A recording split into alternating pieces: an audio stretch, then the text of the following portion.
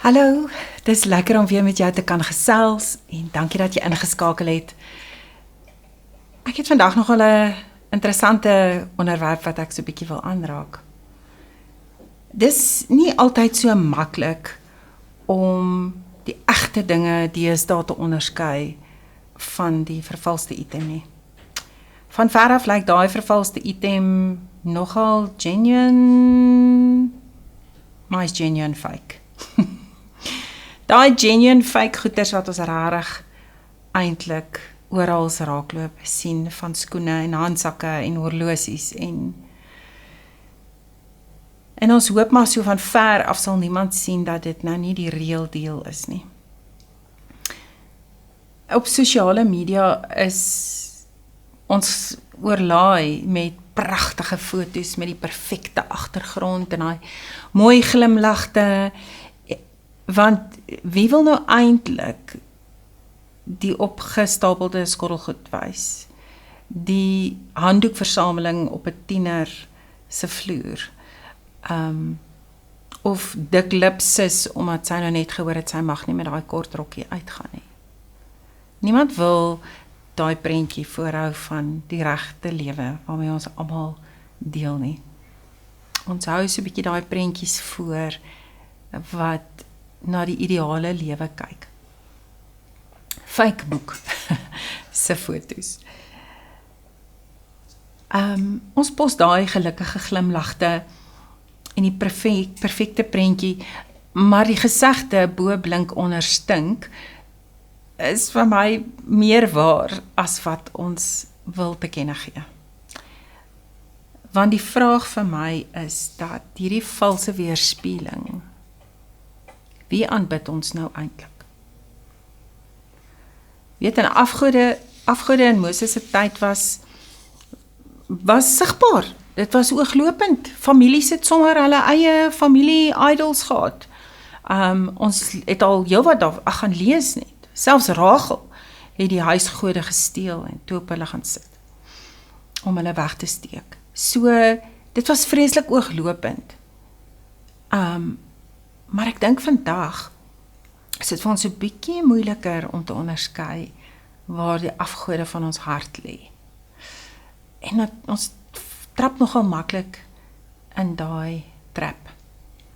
Lisa Beweer sê in haar boek, sy het onlangs 'n baie interessante boek geskryf, sy sê, idols deal in appearances rather than actualities.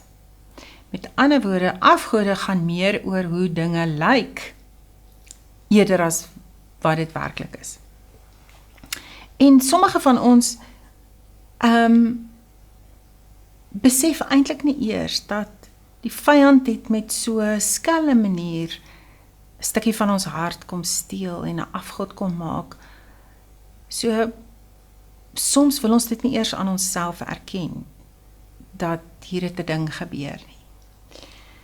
So afgode word eintlik geskep wanneer 'n ding van min of geen ons waarde daaraan heg. Dikwels is dit goeie dinge. Dikwels is dit goed wat die moeite werd is, maar ons gaan daarmee om op die verkeerde manier. Byvoorbeeld, my loopbaan, my kinders, sport, kos, ouch, kos word nogal maklike afgod. Gaan kyk hoeveel Instagram foto's is daar oor wat ek geëet het vandag, of ja, ek is self skuldig aan, kyk net hierdie ongelooflike bord kos. Maar as ons daarmee omgaan, nee. En goed het 'n potensiaal om 'n afgod te raak. Want ons is die een wat dit bemagtig. Ons is die een wat aan daai ding waarde heg. So die definisie van 'n afgod is, 'n afgod is dan iets waarin ons energie en troos vind buite ons Skepper. So met ander woorde, dis daai ding wat ons eerder na toe hardloop as om na Vader toe te hardloop. Ons soek dalk die regte ding, maar ons soek hom op die verkeerde plek en behoede ons as ons eintlik ons eie afgod word, as ons die bron van die troos of die verkeerde plek word. Kolossense 3 vers 5 sê, die begeertes en gierigheid is afgoderry. Met ander woorde, die begeertes en behoeftes meer as God en sy wil vir ons lewe. Dit is afgoderry. Kan jy sien hoe ons voorkoms en dit wat ons so mooi projekteer, 'n afgod word? En dan vind ons onsself dikwels wat ek noem the land of Ur. The land of Ur is people this way is richer, people this way from me poorer, thinner, fatter, longer, shorter, younger, older. En ons begin al hoe meer vir onsself leef, want nou is ek op hierdie kontinuum, en as ek so bietjie opskuif, oh my goodness, I feel so good. Ons is op pad vakansieseisoen toe, ag jene, ek lyk daarom nou nie soos daai ene as ek in my swembroek rondloop nie, of, sjo, en so hardloop ons op hierdie kontinuum, maar dit word in 'n oogwink weggeneem, wanneer iemand anders eintlik mooier, beter, ouliker is, dan skuif ons weer af op hierdie kontinuum. En so begin ons eintlik dan nou horisontaal leef, in plaas van in 'n vertikale verhouding met Abba Vader. 'n Vertikale verhouding waar ons geanker is in hom, waar ons wie ons is geanker is in hom, en nie in vergelyking met iemand anders nie. Want dis baie tydelik. Maar die gevaar daarvan is ons begin 'n leuen glo oor onsself. Ons begin 'n leuen glo en ouens, veral vir die jong mense, ons begin sê, you're not good enough. You're not good enough. How do you think? Hoe dink jy God gaan lief wees vir jou? En ons begin goed najaag, en ons begin in godsdienstige praktyke verval, en ons begin reëls en rituele, want eintlik probeer ons onsself nou ook weer eens regverdig, ons probeer die Here beïndruk. Dat is 'n vreeslike lekker woord, religieuse paradigma. Ons verval daarin, dis niks anders as 'n mindset, wat geanker is in selftrots en valse nederigheid nie. Ons dink, ons beïndruk iemand, maar eintlik is ons selfvoldaanheid 'n stinklap.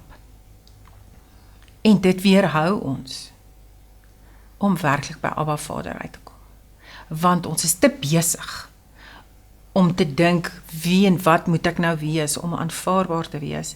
En in werklikheid staan Abba Vader met oop arms. Arms wide open, hy sê, kom net soos jy is. Come as you are. I made you, I love you. En baie keer, wanneer ons aan die einde van onsself kom, is ons eers gereed. Ons dink maar aan die seun, aan die verlore seun. Hy het sy eie besluite geneem, né? Maar sy lewe het uit mekaar uitgeval, voordat hy teruggehardloop het na sy pappa se arms. Miskien is daar, identifiseer jy met iets, my loopbaan is aan skerwe. En skielik is die blink kar en die mooi horlosie en die mooi klere is eintlik toe nou net 'n dop. Want my identiteit, wat ek gesoek het in my loopbaan, is weg. My man, vrou en kinders het die prys betaal vir my ambisie. Want nou is ek skielik alleen. Skielik sit ek aand vir aand alleen, want my ambisie was my afgod. Vir party is my opgepompte spiere aan die kwyn, want siekte en stres het sy tol begin eis. Of uitbranding het 'n realiteit in jou lewe geword. Daai mooi gespierde lyf was jou afgod. Verlang het niemand geweet alkohol en dwelms is jou kruk nie, want jy moes aanhou hardloop. Aanhou hardloop en voorgee dat jy voor is in die resies. Maar eintlik was dit 'n valse beeld. Ons mooi fotootjies is genuine fake. Ek weet nie of julle al by 'n fotoshoot met jou familie was nie, of met jou kinders. Ag, aarde. Kom ons neem 'n foto, en dan smile ons almal vreeslik mooi, en dan draai die een om en knyp die ander een, want, nee man, jy weet, jy staan te naby aan my. Maar die prentjie, die foto is van perfekte glimlagte, 'n mooi agtergrond. En dis dan wanneer ons op 'n punt kom waar ons lewe uitmekaar val, wat ons begin soek vir my ware doel, vir my ware identiteit. Maar wie sê God is jy? Want dis die waarheid. God sê, jy is kosbaar, want ek het my seun vir jou gegee. Sy lewe het betaal vir jou. Jy is kosbaar. Jy is 'n seun en dogter van die Allerhoogste. Die woord sê, ons het nou die reg om familie te wees van die Allerhoogste. Ons is mede-erfgename. So jy's 'n seun en 'n dogter van die Here wat die heelal geskaap het. Asseblief, laat dit net vir 'n oomblik indrink in jou wese. Die Here sê, ek het jou by die naam geroep. Jy is myne. Jy is God se. Hy het, en ek het al vir julle voorheen gesê, Jeremia 1:5, hy het jou geken voordat hy jou gevorm het, nog lank voordat jy gebore was. So jy is wie God sê jy is. Eerder as enige etiket, of enigiets wat iemand anders oor jou gesê het. Die gedagtes wat jy dalk mag hê oor die laerskoolboelie, of daai girls wat so aaklig was, of wat etikette op jou wou kom plak het. Jy's dit, jy's dat. Asseblief laat Heilige Gees soos olie oor jou spoel om daai etikette af te was. Want jy is wie God sê jy is. Johannes 1 vers 12 tot 13 sê, hy spesifiek, jy die autoriteit om kinders van God genoem te word. Romeine 8 vers 17, gaan lees dit, gaan onderstreep dit, julle is werklik kinders, julle kwalifiseer om die skatte van die Allerhoogste te deel. Ons is mede-erfgename. Ons identiteit is met ander woorde in God geanker. En dit is onveranderlik. En daarmee bedoel ek net dat as jy daar jou anker vind, gaan die golwe jou nie meer rondslaan nie. Jy gaan weet wie jy in Christus is. Ons gaan getransformeer word, ja, dit is waar. Maar ons gaan in alles die Here vertrou.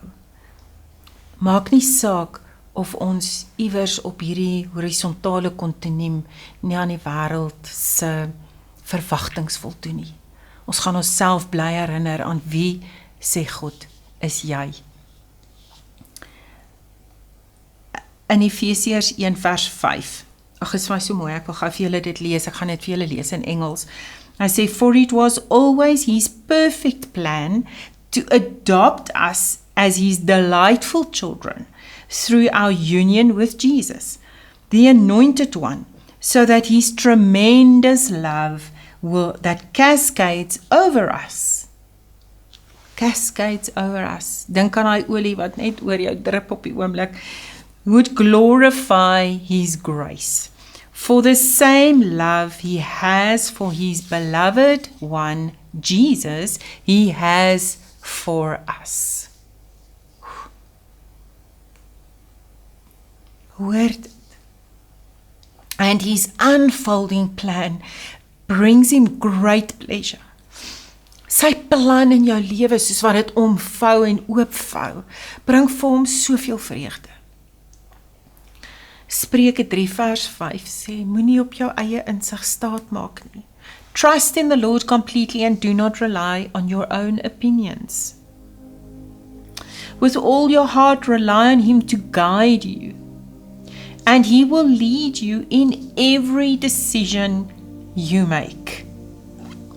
Become intimate with him in whatever you do, and he will lead you wherever you go. Mensies, moenie op jou eie insig staat maak nie, laat die Heilige Gees vir jou kom. Romeine sê, vernuwe jou gedagtes, hy vernuwe jou denke. Hier is so 'n mooi vers in die Passion Translation, Romeine 8 vers 18, gaan soek dit op. Hy sê, I'm convinced that any suffering we endure is less than nothing compared to the magnitude of glory that is about to be unveiled in us. Niks wat deur ons gegaan het, kan dit wat die Here in ons wil openbaar verbloem nie. Beauty out of ashes. Niks waardeur jy in jou lewe is, kan die Here nie omdraai in iets wat betekenisvol en mooi is nie. Die laaste stukkie van die vers sê hy, the entire universe is standing on tiptoe, yearning to see the unveiling of God's glorious sons and daughters. Die wêreld staan op hulle tone om te kan sien. Ek sien skielik die prentjie van, jy weet wanneer daar celebrities opkom en mense druk en hulle probeer op hulle tone staan. Ag, ek dink sommer net aan Koning Charles verlede jaar wat gekroon is, of maak nie saak nie. Ons wil op ons tone staan om te sien, daar gaan 'n spesiale persoon verby. Weet jy wat? Jy is spesiaal. The universe is waiting to see the sons and daughters of God. So mag jy die afgode in jou lewe gaan afbreek en die ware lewende God soek en roep, sodat ware geloof, genuine faith, jou deel kan wees en dat jy hom sal vind wat jou liefhet, want dit is die waarheid.